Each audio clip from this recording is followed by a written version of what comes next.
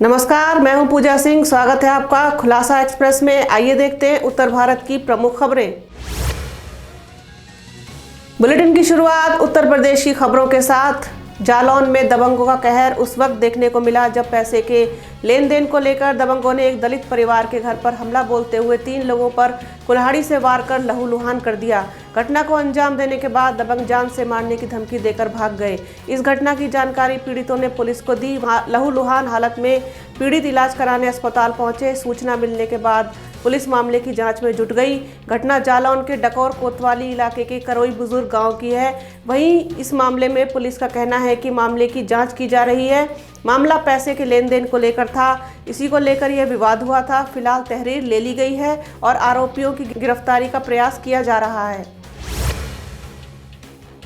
देश भर में हो रहे पत्रकारों के उत्पीड़न और उत्तराखंड की त्रिवेंद्र रावत सरकार द्वारा भ्रष्टाचार उजागर करने वाले पत्रकारों की आवाज दबाने के लिए गैर कानूनी तरीके से पत्रकारों पर राजद्रोह का मुकदमा दर्ज कराए जाने को लेकर देश भर में पत्रकारों में काफी आक्रोश व्याप्त है। इसी क्रम में आज बाराबंकी के पत्रकारों ने उत्तराखंड सरकार की तानाशाही के खिलाफ अपना विरोध दर्ज कराया और बाराबंकी के जिलाधिकारी डॉक्टर आदर्श सिंह के माध्यम से राष्ट्रपति को एक ज्ञापन भेजकर पत्रकारों पर फर्जी तरीके से राजद्रोह का केस लगाए जाने के प्रकरण की सीबीआई जांच कराने की मांग की है। जालौन में क्षेत्राधिकारी ने सभा करके बस एसोसिएशन और ट्रक एसोसिएशन के लोगों को यातायात संबंधित आवश्यक निर्देश दिए। कोतवाली परिसर के सद्भावना भवन में ट्रक एसोसिएशन और बस एसोसिएशन के लोगों के साथ ट्रैफिक की व्यवस्थाओं को लेकर पुलिस अधीक्षक जालौन डॉक्टर यशवीर सिंह के निर्देशन में क्षेत्राधिकारी संतोष सिंह ने भी सभा की। सभा में यूनियन के लोगों को ट्रक और बसों के कागज संबंधित और ट्रैफिक के नियम संबंधित आवश्यक निर्देश दिए गए। महोबा में युवक ने खुद को मारी गोली। पशुबाड़े में जाकर 315 बोर के तमंचे से कनपट्टी पर मारी गोली।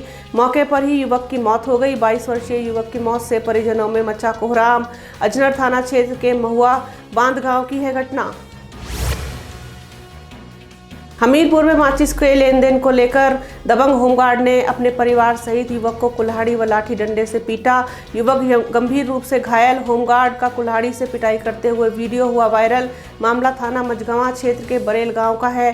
होमगार्ड इसके पहले पिछले माह मझगवां थाने पर ही तैनात था और इस वक्त वह घर पर ही रहता है। रामपुर पुलिस द्वारा गिरोहबंद एवं असामाजिक क्रियाकलाप निवारण अधिनियम 1986 की धारा 14(1) में दिए गए प्रावधानों के अंतर्गत अपराध से अर्जित 6,80,20,000 रुपए की संपत्तियों की कुर्की की गई है। गुलाम हुसैन उर्फ नन्हे पहलवान पुत्र शहाबुद्दीन निवासी ग्राम दढ़ियाल मुस्तहकम थाना टांडा रामपुर के विरुद्ध थाना टांडा रामपुर पर गैंगस्टर का अभियोग पंजीकृत हुआ था। गुलाम हुसैन उर्फ नन्हे पहलवान द्वारा आपराधिक कृत्यों जैसे अवैध खनन में लिप्त रहकर अवैध रूप से संपत्ति अर्जित की गई थी। दिनांक 21/11/2019 को अभियुक्त गुलाम हुसैन उर्फ नन्हे पहलवान की मृत्यु हो गई थी। मृतक गुलाम हुसैन उर्फ नन्हे पहलवान की मृत्यु होने के बाद उसकी सभी चल व अचल संपत्ति उसके वारिस पुत्र और पत्नी के नाम हो गई थी, जिसे जब्त कर लिया गया है। रायबरेली में दीवानी न्यायालय की नई बिल्डिंग की पार्किंग में कब्जे को लेकर वकील और प्रशासन आमने सामने। 2 दिन से न्यायालय में वकील पार्किंग पर कब्जे को लेकर कर रहे हैं प्रदर्शन। वकीलों के प्रदर्शन को लेकर कोर्ट में पीएसी और भारी पुलिस बल तैनात। शहर कोतवाली क्षेत्र के दीवानी न्यायालय का है मामला। दिल्ली के मुख्यमंत्री अरविंद केजरीवाल के आह्वान पर कोरोना से बचाव के लिए दिल्ली मॉडल की तर्ज पर उत्तर प्रदेश में आम आदमी पार्टी के राज्यसभा सांसद संजय सिंह के नेतृत्व में पूरे उत्तर प्रदेश में जगह जगह कोरोना ऑक्सीजन कैंप लगाकर लोगों की जांच की जा रही है। इस कार्य से उत्तर प्रदेश सरकार की भी मदद की जा रही है। इसी के तर्ज पर आज प्रयागराज में आम आदमी पार्टी के जिला अध्यक्ष डॉक्टर अल्ताफ अहमद के नेतृत्व में सिविल लाइंस प्रयागराज में कैंप लगाकर ऑक्सीमीटर द्वारा जाँच की गई। माननीय अरविंद केजरीवाल जी के आह्वान पर पूरे उत्तर प्रदेश में हम लोगों ने इस ऑक्सीमीटर के ज़रिए ये चेकअप कर रहे हैं कि लोगों का SpO2 लेवल कम तो नहीं है। जिसका भी SpO2 लेवल कम हो रहा है उनको हम लोग ये बता रहे हैं कि आप लोग जाइए और अपने कोरोना का चेकअप करवाइए। बढ़ते हैं राजस्थान की तरफ। बाड़मेर एवं बालोतरा में कोरोना की रोकथाम के लिए आज सुबह से कंटेनमेंट जोन में धारा 144 के तहत जीरो मोबिलिटी कर्फ्यू लागू होगा। जिला कलेक्टर विश्राम मीणा ने इसके आदेश जारी किए हैं। यह आदेश 13 अगस्त को रात्रि 12 बजे तक प्रभावी रहेंगे। आबू रोड सिरोही में अवैध शराब के साथ कार एवं चालक गिरफ्तार। पुलिस थाना रिको आबू रोड में आज नाकाबंदी के दौरान दिल्ली से गुजरात ले जाई जा रही अंग्रेजी शराब के साथ एक सेंट्रो कार व दिल्ली निवासी दीपक पुत्र सुरेश कुमार को गिरफ्तार किया गया। थानाधिकारी रिको रण सिंह सोढ़ा ने बताया कि नाकाबंदी के दौरान दिल्ली पासिंग सेंट्रो कार में अवैध तरीके से गुजरात ले जाई जा रही शराब की 72 बोतल के साथ एक आरोपी को गिरफ्तार किया गया है।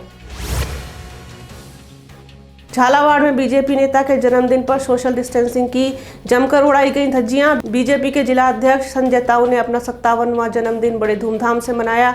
बीजेपी कार्यकर्ताओं ने उनका जगह जगह केक काटकर फूल मालाओं से स्वागत सत्कार किया। ऐसे में जब कोरोना भी अपने पीक पर है तो और नेता भी भूल जाते हैं कि किस तरह बचाव करना जरूरी है और सोशल डिस्टेंसिंग की जमकर धज्जियां उड़ाई जाती हैं। अजमेर एमडीएस यूनिवर्सिटी में अब जल्द ही बीएससी ऑनर्स शुरू होगा। इस सिलसिले में यूनिवर्सिटी कुलपति आरपी सिंह ने मीडिया को जानकारी दी। साथ ही उन्होंने बताया कि बीएससी ऑनर्स के अलावा अन्य कोर्सेज भी शुरू किए जाएंगे। नई शिक्षा नीति को लेकर भी उन्होंने चर्चा की और स्टूडेंट्स के उज्जवल भविष्य की कामना की। अजमेर शहर का सौंदर्य बढ़ाने वाली आना सागर झील स्थित रीजनल चौपाटी पर आज एक बैग के अंदर एक्सपायर हुई दवाइयों के सैंपल लावारिस हालत में पड़े मिले। लावारिस हालत में पड़ी दवाइयों को लेकर वहां अफरा तफरी का माहौल रहा। राहगीरों ने चिकित्सा विभाग को सूचना दी, जिस पर चिकित्सा विभाग के अधिकारी ईश्वर सिंह मौके पर पहुंचे और दवाइयों के सैंपल को जांचा तो वे सभी दवाइयां एक्सपायर हो चुकी थी, जिस पर उन्होंने तुरंत कार्रवाई करते हुए सभी दवाइयों को जब्त कर क्रिश्चियनगंज थाना पुलिस को मौके पर बुलाया। वहीं चिकित्सा अधिकारी और पुलिस ने बताया कि जिस किसी ने भी इस तरह से खुलेआम दवाइयां फेंकी हैं उसके खिलाफ सख्त कार्रवाई की जाएगी। रुक करते हैं बिहार का। बिहार हसनपुर के एक निजी क्लिनिक के डॉक्टरों की मनमानी। 3 बोतल सलाइन चढ़ाने और 2 इंजेक्शन देने के बाद मरीज से मांगे 65,000 रुपए। हसनपुर अवैध नर्सिंग होम संचालन का धंधा इन दिनों अपने परवान पर है। भोले भाले ग्रामीण इसके चंगुल में फंसकर अपनी जान गंवा रहे हैं। वही मोटी कमाई कर यहाँ संचालक मालामाल हो रहे हैं। इसके पीछे दलालों की सक्रियता कारगर साबित हो रही है। स्वास्थ्य विभाग द्वारा उनके विरुद्ध कोई कार्रवाई नहीं की जा रही है। बता दें कि नगर के हसनपुर बाजार में दर्जन भर नर्सिंग होम चल रहे हैं। यहाँ बिना अनुमति के मानकों का उल्लंघन किया जा रहा है। बिना ओटी व डिग्री के तथा अन्य सुविधाओं के बड़े बड़े ऑपरेशन भी इन नर्सिंग होम में किए जा रहे हैं। भोले भाले मरीजों को यहाँ पहुँचाने में दलाल खासे सक्रिय हैं। दलालों का नेटवर्क बना हुआ है। फिल्म अभिनेता सुशांत सिंह के लिए न्याय की मांग कर रहे लोक जनशक्ति पार्टी के कार्यकर्ताओं ने समस्तीपुर जिले में सैकड़ों की संख्या में जमा होकर जुलूस निकाला और नारेबाजी करते हुए पूरे बाजार का भ्रमण कर नगर भवन के पास उद्धव ठाकरे का पुतला जलाया।